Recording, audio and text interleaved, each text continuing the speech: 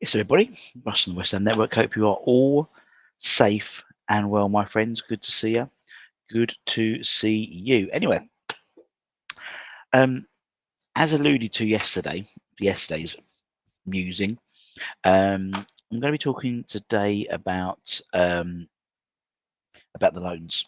You know, for some they're still ongoing, but for many they've finished in terms of games played. Although technically they're still on loan, their contract still runs until the 31st of May. Just going through them and seeing if they've been successful or not. Obviously, we cover them week on week, but just as a collective, you know, do we think what's happening next? What's the next step? That type of thing. And it's just, and again, it's just my opinion. So we'll start with the first teamers. Currently there were three players on loan. Now, if you get the first one, 29-year-old, obviously Moroccan centre-back, Real Sociedad, 36 loan appearances, and to be honest, when he's been on the pitch, he's very much been seen as the as one of the best defenders in La Liga, and because of that, has given him interest in the likes of Barcelona, Real Madrid, and obviously there's a desire for him to potentially come back, and I think he will come back pre-season, and possible give his once over, and then there'll be discussion whether he wants to keep Naif or sell him on. There's several clubs interested in him, so it's going to be interesting to see what happens with that. But yeah, for me, I think it's been a great opportunity. Ironically, it's one of those things when you put a player out on loan, we actually kind of need him after him. I think we could have utilised him under Graham Potter, but hey ho, no kind of spilt milk with that one. So I think that was a really good loan move for Nev. The forgotten man of Kurt Zouma. His contract technically runs out in June. He's on loan at Al Ariba with the assumption that he's going to be pretty much signing for them. He's been injured a lot, to be fair. I mean, same with Naif. Naif's injury towards the end of his loan spell has very much curtailed any sort of momentum he had going into that. And 36 appearances for him weren't too bad. Only 16 for Kurt. Just much and much, isn't it? He was always on his way out, to be fair. Now we're going to start getting on to the good ones, I think. It's about Freddy. Freddy, my love. One of if there's ever a poster boy for how to work the loan system, I think it's Freddy Potes. In all honesty, he's come to obviously last year Wickham. I think it was Wickham's player of the season, I want to say. Then moved up to the Championship, and not single-handedly, but he has been instrumental in Portsmouth staying up this year. Really. 38 appearances for the club. You would have seen him going. But I think he was a young player. He won a player award as well, I believe. And you would have seen the admiration when he was walking around. One more year. Freddy Potes was what was chanted as he was doing his lap of appreciation. Again, this for me, this is exactly how you utilise the loan market without reserve team football. He's gone away. He's played the best part of probably about 60 games, 60 league appearances, 30 or so for 25 or so for Wickham last year, and about 38 now. He will come back, jump into beans for the confidence. He signed a new long-term deal at West Ham to 2029. The club have basically said he's not going back to Portsmouth, and he will be part of Graham Potter's plans next season. I'll be very surprised if he's not, to be honest, barring the injury, touchwood. And I think that's the blueprint for a lot of other up-and-coming academy players who maybe might get 10 minutes here, 10 minutes there, but not really that education that loan football, league football, proper league football brings. I could see, for example, Lewis Orford doing the same trajectory next year. Maybe not the 2 years potentially, maybe just the 1 year, but going to a Wickham or a Portsmouth or someone where they, he would fit into the ecosystem. And obviously we've got good loan relationships with Wickham and Portsmouth as well, because we've got obviously Gideon, who's on loan at Wickham. So it's been a fantastic loan spell for him. Until probably the last 3 or 4 months, it hasn't been a great loan spell for George Earthy with his loan spell to Bristol City, obviously in the playoffs. It's fantastic, great experience for the lad. But the last 3 or 4 months, he's really sort of kicked on. He's been injured, he's been in and out of the side, and this turn up of form of Bristol City could in part be attributed to George coming in. He's ended up his 38 appearances, be hopefully 40, maybe even 41 if they get through to the final. 3 goals so far this year. He's at the moment his contract runs out in the summer next year. So for me, I think this summer will be make and break it for George in terms of what he brings to West Ham. You've seen the likes of Lewis is on a long-term deal. Freddie's been on a long-term deal. Finn Herrick's on a long-term deal now. Ollie Scott is on a long-term deal. So you think it would make sense if they see a future in George, which I'd be surprised they don't, a long-term deal to secure that investment for the next few years. What happens next year obviously depends on pre-season. It also depends on who we sell as well, in my opinion. If Kudus goes, which is 99% sure, and they don't get replacement, or they don't think Luis Guilherme is the right person, there is an opportunity for George to be in and among that conversation. Not saying goes in first team, and he's a first team berth, and he's a starter every week, but he'll be in that conversation. Yeah, I think it's worked out well for him. But the last few months, I think it was a bit of a non-event until the last, as I said, 3 or 4 months, and several man of the match appearances. He also won the Bristol City's Young Player of the Season as well. So obviously they play Sheffield United. So it can't blame Carlos Tevez this year. Hopefully you'll blame George Earthy. Let's talk about Callum Marshall. Again, a relative poster boy in terms of the positives and negatives of the loan spell. Last year, I think, was very much a negative. It was the wrong deal. There was something like, I think Exeter was about 20 clubs after him, and he picked the one which is probably the most high profile. Well, actually, I don't think that benefited him at all. He barely played. He's played 46 games this season for Huddersfield Town, 10 goals as well. Obviously, he signed a new deal before he went to West Brom, so he's still got another 2 years on his deal, and a decent sort of valuation according to transfer market. What happens next year? I think again, it's like a lot of this is up in the air. As I said, he'll always score goals wherever he goes, and it goes. 10 goals this season, not bad return.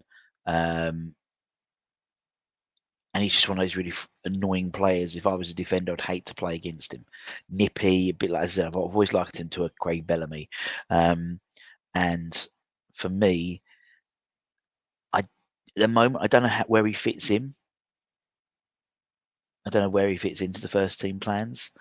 We see that Potter prefers a bigger lad up front. Callum's not that man. Could he be come on an impact? Yes, for sure. But at 20, is that, I think that might be all right for a season or so, but then what happens? Do you know what I mean? I think then maybe you look at, I don't know.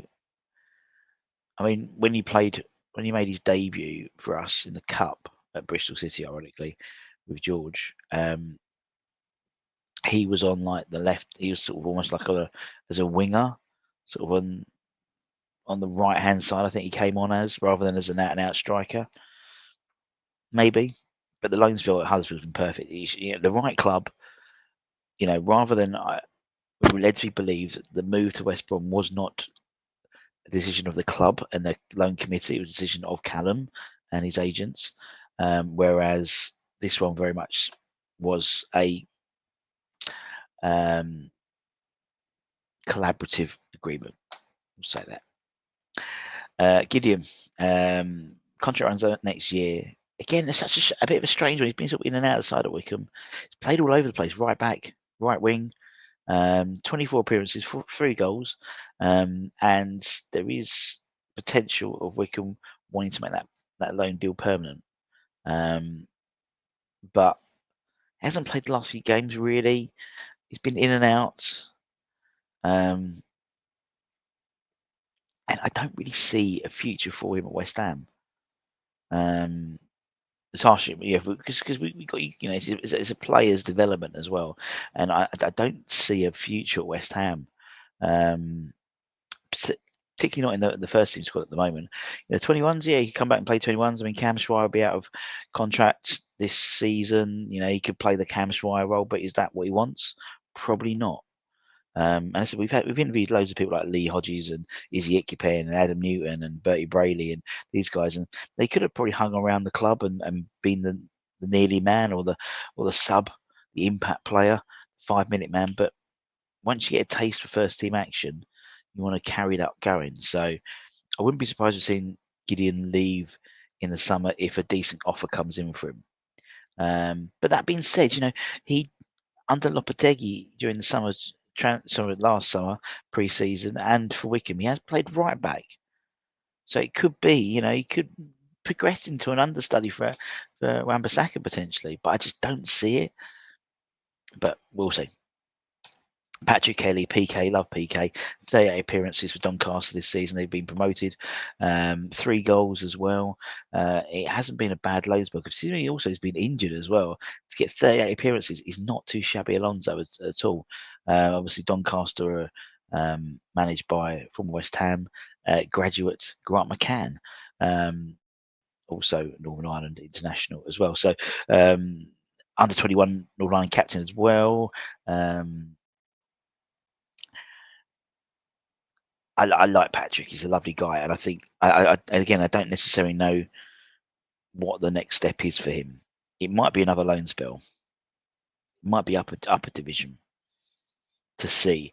I haven't seen enough of him to think right. He's going to come in and take that starting midfielder position for West Ham. So I think for him, for his development and his opportunities, I think definitely another loan spell would be beneficial. Whether it is to stay with Doncaster, they've been promoted now, so upper division, quite possibly. He's been injured towards the end of the season, so he's missed sort of the last couple of games, which has been frustrating, particularly for promotion. But he's been around the promotion setup, so he knows what's going down and has been involved in that. But a decent loan spell. Luizao, God bless him, coming on loan at Pogo Squaresby. He's had 2 loan appearances, albeit in sort of, I think it's like the B side at Pogan. It's definitely not the first team. It hasn't worked, has it? The West Ham experiment never worked. He wants to find somewhere he can put roots down, whether it is in Poland. Good luck to him. I think at the end of his contract runs out in 2026. So again, I think it could be a thank you for your efforts and move on. He's obviously played a lot of 21 games, hasn't made a first team appearance at West Ham, hasn't looked like making a first team appearance at West Ham. And I think for the benefit for him and his family, I think it's, yeah. And if it is a Pogan, it is a Pogan, but I just can't see it. I don't know why Pogan would, unless it's dirt cheap.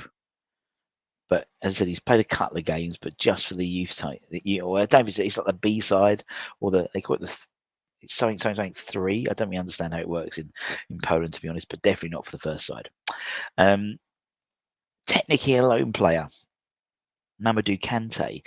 And again, sort of very much the forgotten man of the summer transfer window. Obviously, we signed him from Paris FC, and then loaned him back to the French Ligue 2 club, who have now been promoted to Ligue 1. So fair play to them. He's obviously on a long-term contract because until 2029. 6 loan appearances. He's played 6 times for the Ligue 2 side. And progressively towards the end of the season, he's played more minutes. Now we're crying out for a destroyer centre midfielder. This guy's got all the attributes. He really has. He's an absolute unit of a man. Now, whether that means next season he may well come back for pre-season, I'd assume, for Pots to have a look at and then decide, or he could even go back and stay at Paris. But then there'll be a League R side, so the chance of him getting first team football in a Liga side, I think, will be greatly diminished. So it might be that he comes back and goes within the system, but then he's only a young lad. He's he's over in France, or it might be that he goes to a Liga side in France, but he's one to watch out for in terms of progression. Definitely, he's got all the attributes. When I was talking to Kenny Brown about him the other day, he's like, when we signed him, I didn't realize how tall he was. He's an absolute unit. So let's see what happens there. Regan Clayton. Regan's been on loan at Daggers for the last bit of the from January onwards.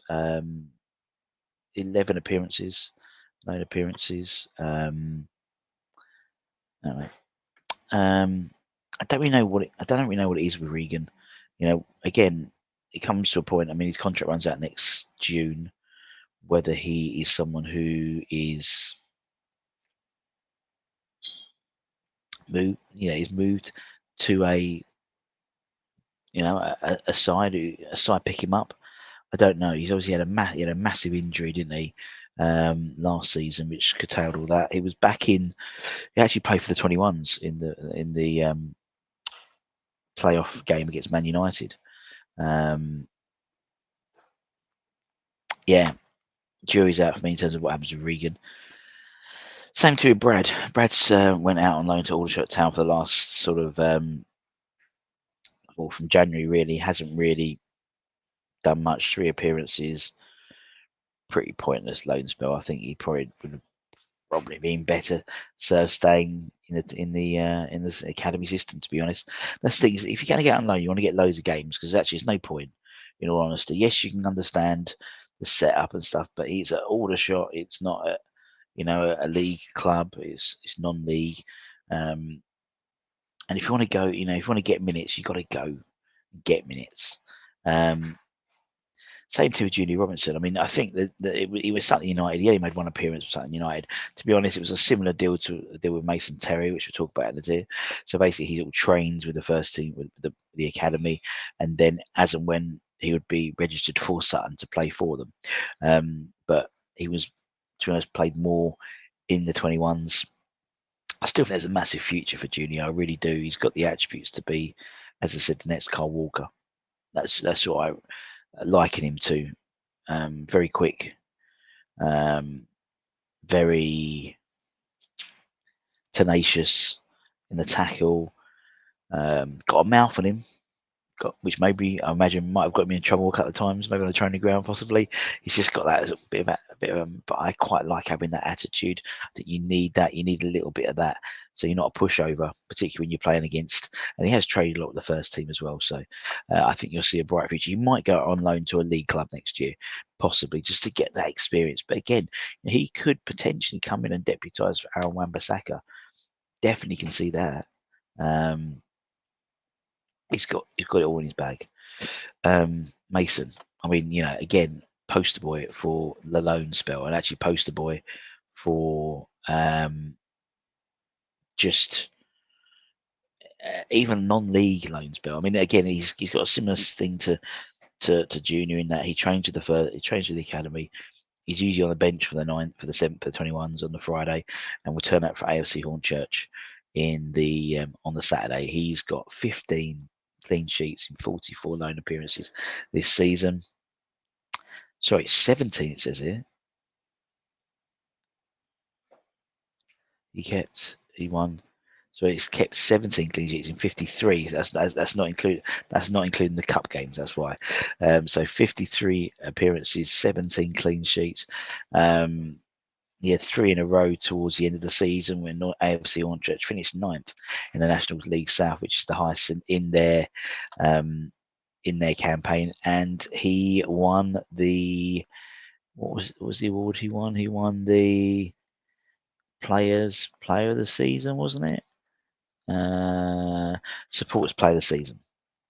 Again, and actually last year he was on loan at Concord Rangers and won the fans vote as well. So again, great. He's only 20 as well, and he's a big lad for a 20-year-old. So yeah, what happens next year? Again, I think it depends about who comes in and who comes out, but the option to go stay at AFC is still there in terms of getting those games, getting those reps. Is he going to be playing? Is he going to upset the pecking order in terms of goalkeepers? Probably not at the moment. I think you've got Finn, you've got Hegge as well. We'll talk about Hegge in a minute. So it might be a case of he or vice versa. Maybe Finn goes out on loan and Mason does the 21s. Who knows? Talking about Christian Hegge, obviously he's been on loan. He's had 2 loan spells, same as last year actually. He was at 2 loan spells. He had 2 loan spells this year as well. Motherwell, where he played twice for them. And it was almost for me when he was going to Motherwell, he was going to be the backup goalkeeper. And for me, it was almost like this is going to be your, because I think with the way the goalkeeper situation is at the moment, if Fabianski is offered a new deal, for example, we need number 2. And I think Hegge could be that number 2. So it's almost like playing for Motherwell. Obviously in SPL side, he was very much the person who was the backup. So he kept a couple of cup games and stuff. But then he went to Debrecen in Hungary, played 7 times for them, kept a couple of clean sheets, and then got injured on Hungarian international duty, and has been sort of not in the side at all. I think he's obviously got 2 years still on his deal. Next year, I think he's the make and break. But again, it is based on. I mean, we've got a lot of good goalkeepers. We've got Hegge, we've got Finn, we've got Mason, we've got Awisi. We've got even more than that. We've got Finley as well. We've got 4 or 5 really good young goalkeepers, and so eventually they're going to all crescendo into the same. So then it's who goes, who stays type thing. And I think Christian, he's obviously got called up to the full Hungarian international squad. So yeah, I think we'll wait and see what happens with that, particularly his loan spell from the beginning. And that's it, my friends. Hope you enjoyed my little trawl, my little trail of consciousness in terms of the loan spells. Holly will be back this afternoon with she's doing that sort of keep sell loan, and she can do keep sell loan. I think it's the forward edition, so that'll be good. Then we'll be back for Hammer's headlines a bit later on. But until that time, my friends, take care, everyone. Stay safe, stay warm, stay humble, keep the faith, and I'll see you guys very, very soon. Much love, peeps. Bye, bye.